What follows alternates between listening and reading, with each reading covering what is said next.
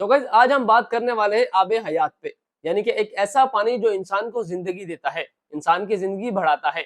हमने अक्सर अपने बड़ों से सुना है या फिर पुरानी कहानियों में सुना है कि एक ऐसा पानी है जिसको पी लेने से इंसान की जिंदगी में इजाफा हो जाता है और उसको मौत नहीं आती। हमने नॉर्मल इंसान को मिसाल के तौर पर या फनी अंदाज में भी हमने देखा होगा कि अक्सर हम दोस्तों को बोलते हैं कि यार तूने मरना नहीं है, वो कहता है जी नहीं मैंने अमर पिया हुआ, मैं जो है ना वो मरने वाला नहीं हूँ। आखिर ये अमर क्या है, आबे हयात क्या चीज है, कौन सा ऐसा पानी है जिसको पीने के बाद इंसान को मौत नहीं आएगी? क्या वाकई ऐसा मुमकिन है? अगर ऐसा मुमकिन है तो वो पानी कहाँ पाया जाता है? क्या वाकई में ये हकीकतन है या फिर किताबी कहानियां हैं? आज इसके बारे में बहुत ही जबरदस्त वीडियो मेरे सामने आई है, आपके साथ भी शेयर करता हूँ ताकि मिलकर देखते हैं, बहुत सी नॉलेज में हमारा इजाफा होगा और जो मुकम्मल हमारे जहन में एक सवालात है आब हयात के बारे में, अमर के बारे में, उसका खुलासा भी हमारे सामने आएगा। तो चलिए फिर वीडियो स्टार्ट करते हैं। एक ऐसा पानी जिसे पीने वाला हमेशा के लिए अमर हो जाता है, इनके जिंदा रह जाता है। वो चश्मा जिसकी तलाश हर जमाने के हुक्मरानों, सयाहों और जहाजरानों ने की। आखिर वो चश्मा कहाँ है और उस पानी को तारीख के किस हस्ती ने पिया था? इनकी दुनिया में ऐसा शख्स है जिसने पिया था पानी वो, आबे हयात। कदीम जमाने से ही मुहक्किकीन और सयाहों का ये मानना था कि जमीन पर कहीं किसी मकाम पर एक ऐसा चश्मा भी मौजूद है जिसके पानी में सभी बीमारियों को ठीक करने के साथ साथ जिस्म को अमर बनाने की कुव्वत मौजूद है। दुनिया के अलग अलग तहजीबों और इलाकों में आबे हयात यानी फाउंटेन ऑफ यूथ नामी इस चश्मे का जिक्र मिलता है। आबे हयात के माने आबे बका या वो अमृत है जिसके मुतालिक ये खासियत बयान की जाती है कि जो इसे पिएगा या इसमें गुस्ल करेगा उसे कभी मौत न आएगी कभी और मौत नहीं वो आएगी। शख्स हमेशा जवान और जिंदा रहेगा। आबे हयात को आबशार, झरना, झील या किसी तालाब की शक्ल में तस्वुर किया जाता है। शुरुआत से ही दुनिया में कुछ ऐसे लोग रहे हैं जो काफी अमीर और ताकतवर थे। उन लोगों को हमेशा ही जिंदगी के खत्म हो जाने का या बूढ़ा होने का डर होता था। जैसे इसलिए पुराने ऐसे लोगों बादशाह और ने जमाने फिरौन कदीम वगैरह थे, इन में लोगों अपनी के बारे में बढ़ती भी हुई ऐसा उम्र मुमकिन को है। रोकने और इसे पीछे ले जाने के तरीकों की खोज करने की कोशिश की, जिनमें अहद वस्ता के मशहूर बादशाह और जर्नैल शामिल हैं। तारीख में आबे हयात का सबसे पहला जिक्र कदीम यूनान के मशहूर तारीखदां हेरोडोटस की तहरीरों में मिलता है। हेरोडोटस ने अपनी किताब हिस्टोरिया में अफ्रीका में आबाद एक कदीम कबीले का जिक्र किया है जिन्हें मैक्रोबियन कहा जाता था। ये निहायत ही ताकतवर, जवान, लंबे और खूबसूरत लोग थे जिनकी उम्र कम से कम 120 साल होती थी। 120 इसके सौ। बावजूद वो जवान दिखते थे। हेरोडोटस के मुताबिक मैक्रोबियन सहारा रेगिस्तान और अफ्रीका के शुमाली इलाकों में आबाद थे। मैक्रोबियन की सरजमीन में एक खास किस्म का चश्मा बहता था और ये चश्मे का पानी ही इन लोगों की लंबी उम्र का राज था। हेरोडोटस ने लिखा है कि यूनान का बादशाह जब मैक्रोबियन की सरजमीन में पहुंचा तो उन लोगों ने बादशाह को वो चश्मा दिखाया जिसमें नहाने के कैसे कैसे बाद लोग हैं यार बादशाह ये का लोग। जिस्म निहायत ही चमकदार और चिकना हो गया और उसके जिस्म से खास किस्म की खुशबू आने लगी। ये पानी की इस वजह से। चश्मे का पानी इतना कमजोर था कि इसमें कोई चीज न तैर सकती थी, न लकड़ी और न ही कोई हल्की चीज। हेरोडोटस लिखता है कि शायद मैक्रोबियन की लंबी उम्र की वजह इस चश्मे के पानी का मुसलसल इस्तेमाल है। ये ख्यालात थे, अब हकीकत है या नहीं ये पता नहीं। आबे हयात का जिक्र इस्लामी किताबों में भी मौजूद है और इसके मुतालिक कई रिवायात नकल की गई है। लिहाजा आबे हयात और जुल्करनैन के मुतालिक इमाम ज़ैनुल आबिदीन ने एक तवील किस्सा बयान किया है जिसके मुताबिक जुल्करनैन जो अल्लाह के एक नेक बंदे और बादशाह थे, फरिश्तों में से एक फरिश्ता उनका दोस्त था जिसका नाम रफाइल था और वो आपसे मुलाकात करता था।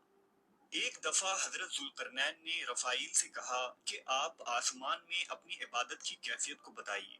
इस पर रफाइल रो पड़े और कहा कि आसमान में ऐसे फरिश्ते हैं जो हमेशा हालत क़याम में रहते हैं, कभी बैठते नहीं, और कुछ हालत सजदा में रहते हैं जो कभी सर नहीं उठाते और कहते लंबा हैं लंबा कि जो है ऐ ना वो इबादत परवरदिगार, होती है, लंबी हमने लंबी। तेरी इबादत का हक अदा नहीं किया।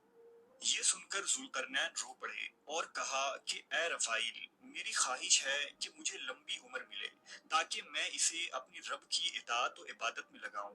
اس پر رفائیل نے کہا کہ اللہ نے ایک چشمہ پیدا کیا ہے جس کا نام آب بقا یا آب حیات ہے۔ اچھا، جس نے بھی اس چشمے کا پانی پی لیا اسے کبھی موت نہیں آئے گی، یہاں تک کہ وہ خود اللہ سے اپنی موت نہ مانگے۔ ذوالقرنین نے پوچھا، کیا آپ اس جگہ کو جانتے ہیں؟ اس نے کہا نہیں، لیکن وہ چشمہ ایسی تاریک اندھیری وادی میں ہے جس پر سے کبھی کسی انسان اور جن کا گزر نہیں ہوا ہے۔ یہ فرشتے بھی نہیں جانتے تھے کہ وہ پانی جو ہے نا وہ چشمہ کہاں پہ موجود ہے۔ چنانچہ ذوالقرنین نے تمام صالحین اور علماء کو اپنے دربار میں جمع کیا اور ان سے آب حیات کے متعلق دریافت کیا۔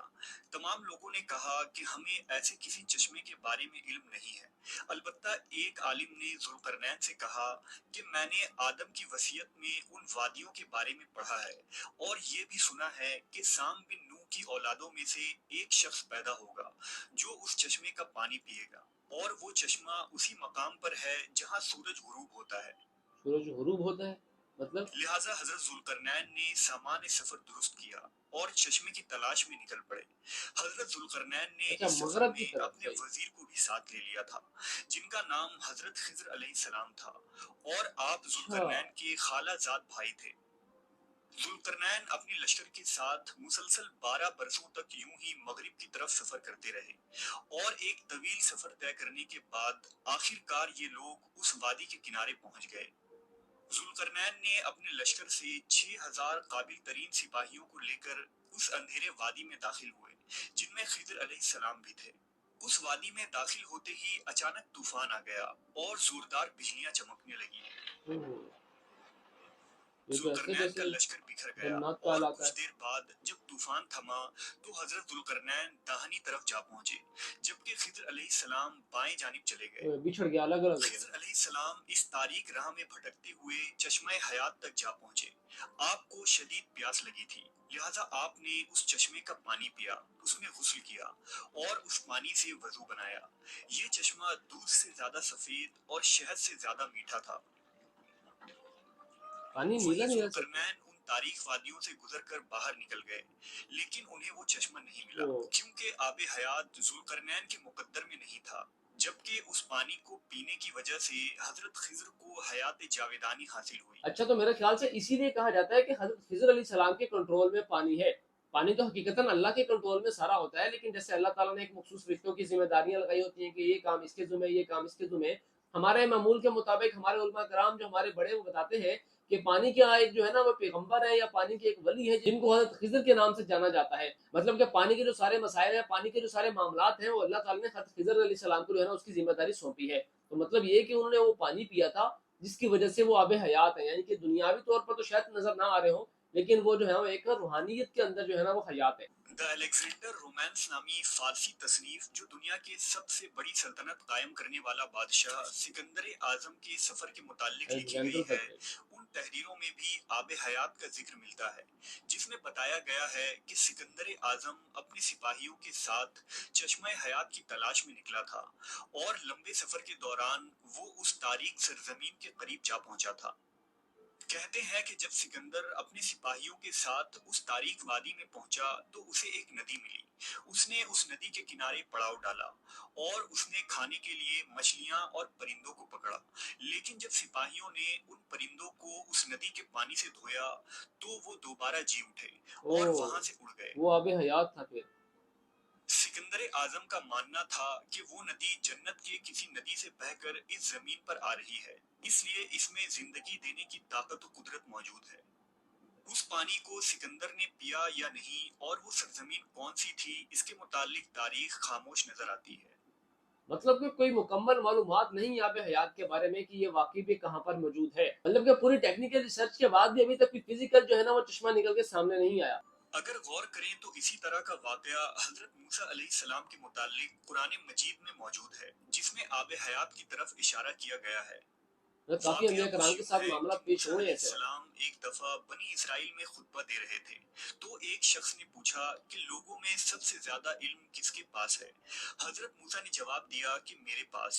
اس پر اللہ نے حضرت موسیٰ کی طرف وحی کی کہ آپ کو میرے بندوں میں سے ایک بندہ 2 دریاؤں کے ملنے کے مقام پر ملے گا، جسے میں نے اپنے علوم میں سے ایک علم عطا کیا ہے جو آپ کے پاس نہیں ہے۔ موسیٰ علیہ السلام نے ان سے ملنے کی خواہش کی۔ اللہ نے حکم دیا کہ اپنے ساتھ ایک مردار مچھلی کو لیجئے اور 2 دریاؤں کے ملنے کی جگہ پر جائیے، اور جہاں وہ مچھلی گم ہو جائے وہیں آپ کی ملاقات اس بندے سے ہوگی۔ یہ چشمہ جو ہے نا، یہ قرآن میں لہٰذا ذکر ہے، موسیٰ بس یہ علیہ جو السلام 2 نے چشمے آپس اپنے میں ایک مل رہے ہیں۔ خادم کو ساتھ لیا اور نمک لگے ہوئے ایک مچھلی کو زنبیل میں رکھ کر سفر پر نکل پڑے۔ جب وہ چٹانی علاقوں میں پہنچے تو اس زنبیل کو ایک چٹان کے اوپر رکھا تو اچانک وہ مچھلی زندہ ہو گئی اور جھرنے کے ایک راستے کے ذریعہ ندی میں چلی گئی۔ جس مقام پر وہ مچھلی گم ہوئی اسی مقام پر موسیٰ علیہ السلام کی ملاقات اس بندے سے ہوئی جن کا نام خضر علیہ السلام تھا۔ اچھا، وہ پیغمبر ہے یا ولی ہے شاید؟ اب سوال یہ ہے کہ وہ مچھلی جو مردہ تھی وہ زندہ ہو کر اس دریا میں کیسے چلی گئی؟ لہٰذا امام ابن کثیر اور طبری جیسے جلیل القدر مفسرین کا قول ہے کہ جس چٹان پر موسیٰ علیہ السلام نے اس مچھلی کو رکھا تھا اس کے نیچے آب حیات کا چشمہ تھا، اور اسی پانی کے چھلکوں کے پڑنے کی وجہ سے مچھلی زندہ ہو گئی تھی۔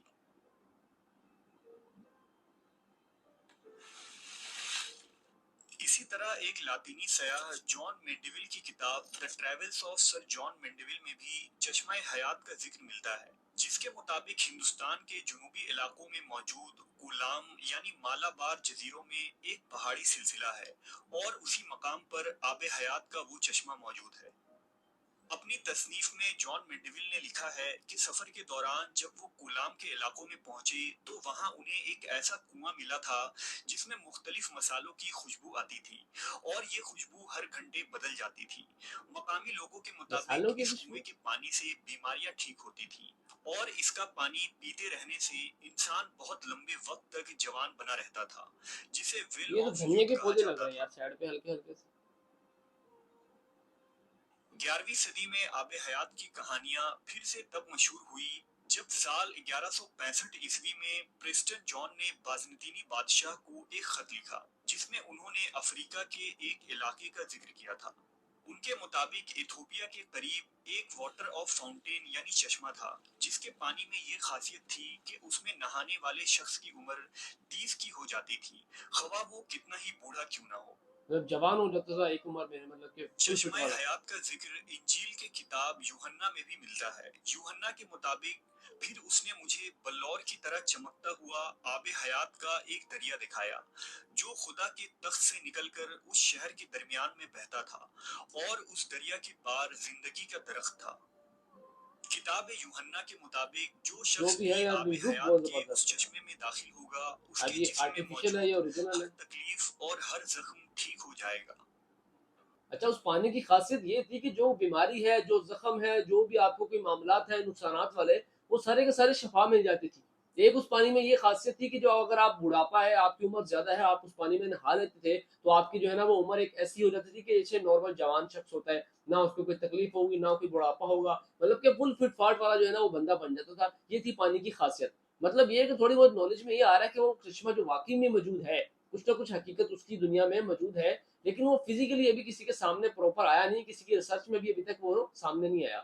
جبکہ ایک نظریہ یہ ہے کہ آب حیات زیر زمین یعنی انڈر گراؤنڈ دنیا میں موجود ہے۔ کئی سیاحوں نے زیر زمین دنیا کو کھوجنے کے دعوے بھی کیے ہیں، لہٰذا ممکن ہے کہ آب حیات زمین کے اندر کسی مقام پر موجود ہو اور تا قیامت اسے انسانی نظروں سے چھپا دیا گیا ہو۔ یہ بھی ہو سکتا ہے بھائی۔ تو بھائی اس ویڈیو کو دیکھنے کے بعد آپ کے ذہن میں کیا آتا ہے؟ کیا واقعی آب حیات دنیا میں موجود ہے؟ کیا واقعی میں ایسا کوئی پانی ہے جس کو پینے سے ہماری زندگی جو ہے وہ بڑھ جاتی ہے، یعنی کہ ہمیں موت نہیں آتی؟ اگر ہمارے جسم پہ زخم ہے، اگر ہمارے جسم پہ کوئی چوٹ لگی ہے، وہ سب کچھ ٹھیک ہو جاتا ہے۔ کچھ لوگوں کا یہ کہنا ہے کہ وہ انڈر گراؤنڈ ہے، یعنی زمین کے اندر ہے، انسانی آنکھ سے اس کو چھپا لیا گیا ہے۔ لیکن اگر ہم ان ویڈیوز کے مطابق دیکھا جائے تو بہت سے پیغمبروں کے ساتھ وہ معاملات ہوئے ہیں، یعنی کہ ان کا واسطہ پڑا ہے ان پانیوں کے ساتھ۔ حضرت خضر علیہ السلام نے وہ پانی ہی پیا تھا جس کی وجہ سے وہ آج تک کہا جاتا ہے کہ وہ زندہ ہے، پانی کے اندر موجود ہے۔ ابھی اس میں کتنی سچائی ہے، کتنا جھوٹ ہے، یہ تو اللہ بہتر جانتا ہے، لیکن اس ویڈیو کی نالج کے مطابق میرے علم میں تو بہت سارا اضافہ ہوا ہے۔ آپ کو اس ویڈیو کو دیکھنے کے بعد کون سی بات اس ویڈیو میں زیادہ انٹرسٹنگ لگی ہے نیچے کمنٹ سیکشن میں ضرور بتائیے گا۔ تو پھر ملتے ہیں نیکسٹ ویڈیو میں کوئی نئی ریاکشن ویڈیو کے ساتھ، اب تک کے لیے اللہ حافظ۔